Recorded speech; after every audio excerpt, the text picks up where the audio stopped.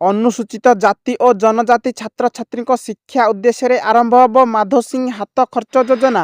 December 31ରୁ ଆରମ୍ଭ ହେବ। ଏହା ମାଧୋସିଂଙ୍କ ଶହୀଦ ଦିବସରେ ତାଙ୍କ ଜନ୍ମସ୍ଥାନ ବରଗଡ଼ରୁ ଆରମ୍ଭ ହେବ ବୋଲି ଘୋଷଣା କରିଛନ୍ତି ମୁଖ୍ୟମନ୍ତ୍ରୀ ମୋହନ ମାଝୀ। ଏହି ଯୋଜନାରେ ଉପକୃତ ହେବେ 3 ଲକ୍ଷ ଅନୁସୂଚିତ ଜାତି ଓ ଜନଜାତି ଛାତ୍ରଛାତ୍ରୀ। ପରବର୍ତ୍ତୀ ଖବର, ରାଜ୍ୟରେ ପଡ଼ିଆ ପଡ଼ିଛି 6,000 ହେକ୍ଟର ଜମି। ଏନେଇ ଗୃହରେ ଲିଖିତ ଉତ୍ତର ରଖିଲେ ଉପମୁଖ୍ୟମନ୍ତ୍ରୀ କେବି ସିଂହଦେଓ। ପରବର୍ତ୍ତୀ ଖବର, ଆଗକୁ ହେବନି ଆଳୁର ଅଭାବ। ରାଜ୍ୟରେ ଆଳୁ ଚାଷ ଓ ଉତ୍ପାଦନ ବୃଦ୍ଧି କରାଯିବା ଉପରେ ଗୁରୁତ୍ୱ ଦିଆଯିବ ଏବଂ ପ୍ରତି ବର୍ଷ ଯେଉଁ ଆଳୁ ଉତ୍ପାଦନ ହେବ ତାହାକୁ ମହଜୁଦ ରଖିବାକୁ ରାଜ୍ୟରେ 58ଟି ଶୀତଳ ଭଣ୍ଡାର ଖୋଲିବାକୁ ମଧ୍ୟ ଯୋଜନା କରାଯାଉଛି। ପରବର୍ତ୍ତୀ ଖବର, ବଢ଼ିଲା 108 ଆମ୍ବୁଲାନ୍ସ କମ୍ପାନୀ ଓ କର୍ମଚାରୀ ବିବାଦ।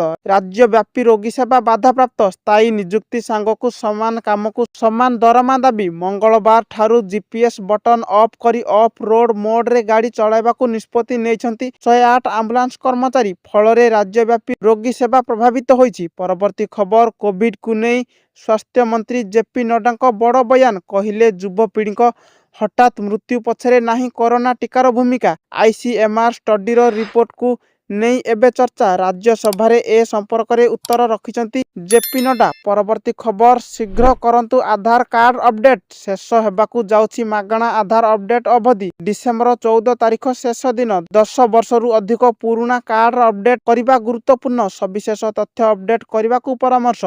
ପରବର୍ତ୍ତୀ ଖବର, ଶେଷ ହେଲା ବିଧାନସଭା ଶୀତ ଅଧିବେଶନ। 16ଟି କାର୍ଯ୍ୟ ଦିବସ ପୂର୍ବରୁ ବନ୍ଦ ହେଲା ଗୃହ। ଅନିର୍ଦ୍ଦିଷ୍ଟ କାଳ ପାଇଁ ଗୃହ ମୁଲତବୀ ଘୋଷଣା କରିଛନ୍ତି ବାଚସ୍ପତି ସୁରମା ପାଢ଼ୀ। ବିଧାନସଭା ଶୀତକାଳୀନ ଅଧିବେଶନରେ 12ଟି କାର୍ଯ୍ୟସୂଚୀ ଦିବସ ଅନୁଷ୍ଠିତ ହୋଇଛି। ଏଥିରେ ଅତିରିକ୍ତ ବଜେଟ୍ ପାରିତ ହୋଇଛି। ସେହିପରି 2ଟି ସରକାରୀ ବିଲ୍ ପାରିତ ସହ 10ଟି ବେସରକାରୀ ବିଲ୍ ମଧ୍ୟ ଆଗତ ହୋଇଛି। ପରବର୍ତ୍ତୀ ଖବର, ଆସନ୍ତା 25 ବର୍ଷ ମଧ୍ୟରେ ବିଶ୍ୱର 75% ଲୋକ ମରୁଡ଼ିର ଶିକାର ହେବେ, ଯାହା ଭାରତ ଉପରେ ମଧ୍ୟ ପ୍ରଭାବ ପକାଇବ। ମିଳିତ ଜାତିସଂଘର ସଂସ୍ଥା UNCCD ରିପୋର୍ଟରେ ଏହି ଭୟାନକ ସତ୍ୟ ସାମ୍ନାକୁ ଆସିଛି, ଯେଉଁଥିରେ ଦାବି କରାଯାଇଛି ଯେ 25 ବର୍ଷ ପରେ ଅର୍ଥାତ୍ 2050 ସୁଦ୍ଧା ଅବା 2049 ବେଳକୁ ପ୍ରାୟ 75% ଲୋକ ମରୁଡ଼ିର ସଙ୍କଟର ସମ୍ମୁଖୀନ ହେବେ। ପରବର୍ତ୍ତୀ ଖବର, ପଞ୍ଜିକା ଦ୍ୱନ୍ଦ୍ୱ ଏବଂ ବିବାଦ ଦୂର ପାଇଁ ବୈଠକ। ଏଣିକି ପାଞ୍ଜି ପ୍ରକାଶ ପୂର୍ବରୁ ଦିଆଯିବ ଗଣନା ଓ ପାଣ୍ଡୁଲିପି। ପାଞ୍ଜିରେ ବିଭିନ୍ନ ତିଥି ପର୍ବପର୍ବାଣୀକୁ ନେଇ ଲୋକଙ୍କ ମଧ୍ୟରେ ଯେଉଁ ଦ୍ୱନ୍ଦ୍ୱ ଏବଂ ବିବାଦ ସୃଷ୍ଟି ହେଉଛି ତାହା ଦୂର କରିବା ପାଇଁ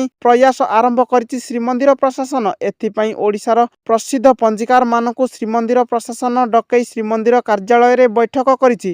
ପରବର୍ତ୍ତୀ ଖବର, ଓଡ଼ିଶାର ପରିବହନ କ୍ଷେତ୍ରରେ ନୂତନ ପରିବର୍ତ୍ତନ। ରାଜ୍ୟରେ ଗଡ଼ିବ AI ଟେକ୍ନୋଲୋଜି ବସ୍। ଚାଳକ ମଦ ପିଇଲେ ଧରିବ AI। ପରବର୍ତ୍ତୀ ଖବର, ଏବେ ଲୋକ ପାଇଲଟ 2 ମାସ ମାନିବେନି କୌଣସି ନିୟମ। କାର୍ ଓ ବସ୍ ଭଳି ସେମାନେ ନିଜ ଇଚ୍ଛାରେ ଚଳାଇବେ ଟ୍ରେନ୍। ଲୋକ ପାଇଲଟକୁ ଏହି ରିହାତି କୁହୁଡ଼ି ଯୋଗୁଁ ଦିଆଯାଏ। ଯେଉଁ ପର୍ଯ୍ୟନ୍ତ କୁହୁଡ଼ି ପଡ଼ିବ ସେମାନେ ଟ୍ରେନ୍କୁ ଧାର୍ଯ୍ୟ ବେଗରେ ନେବା ପାଇଁ ବାଧ୍ୟ ନୁହନ୍ତି। ପରବର୍ତ୍ତୀ ଖବର, ସୁରକ୍ଷା ଆଇନର ଅପବ୍ୟବହାର ନେଇ ସୁପ୍ରିମକୋର୍ଟଙ୍କ ଗୁରୁତ୍ୱପୂର୍ଣ୍ଣ ରାୟ। କୌଣସି ମହିଳା BNS 86ର ଅପବ୍ୟବହାର କରିପାରିବେ ନାହିଁ ବୋଲି ସର୍ବୋଚ୍ଚ ଅଦାଲତ କହିଛନ୍ତି। ଏହି ଆଇନ କେବଳ ମହିଳାଙ୍କ ସୁରକ୍ଷା ପାଇଁ ରହିଛି। ବ୍ୟକ୍ତିଗତ କାରଣ ପାଇଁ ଏହି ଆଇନର ଅମାନ୍ୟ ପରେ 3 ବର୍ଷ ଜେଲ୍ ଏବଂ ଜରିମାନା ବ୍ୟବସ୍ଥା ରହିଛି।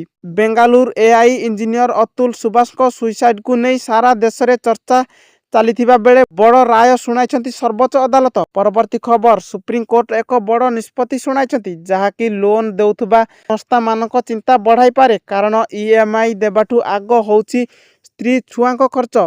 ସର୍ବୋଚ୍ଚ ନ୍ୟାୟାଳୟ ଏକ ରାୟରେ କହିଛନ୍ତି କି ପିଲା ଏବଂ ଅଲଗା ହୋଇଥିବା ପତ୍ନୀଙ୍କ ମାସିକ ଭତ୍ତା ଦେବା ତାଙ୍କର ପ୍ରାଥମିକତା। ଏହି ଖର୍ଚ୍ଚ ପରେ ସେ ଅନ୍ୟ କାମରେ ଟଙ୍କା ଖର୍ଚ୍ଚ କରିପାରିବେ।